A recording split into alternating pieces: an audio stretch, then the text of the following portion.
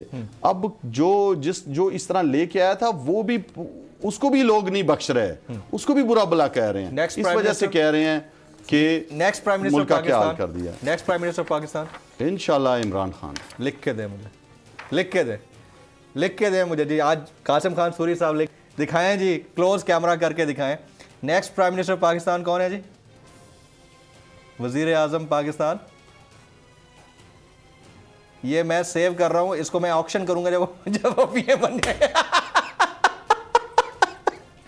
एक दफा पहले असद उमर साहब लिख कर दे के गए, ये दें मुझे दें जी। मेरा ये जी सोलो कैम कट कीजिए, मैं दिखाता हूं। ये कासिम खान सूरी साहब कैम कट करें जी, PCR.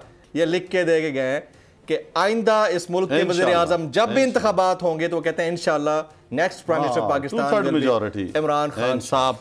Thank you very much जनाब कासिम खान सूरी साहब, तशरीफ लाए, आपका बहुत बहुत शुक्रिया।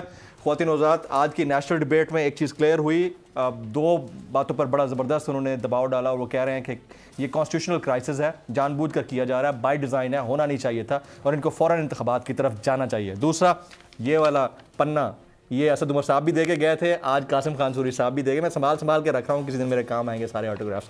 ये कह रहे हैं कि अगले वज़ीर आज़म इमरान खान साहब होंगे, चाहे इंतखाबात अभी हों या एक साल बाद हों।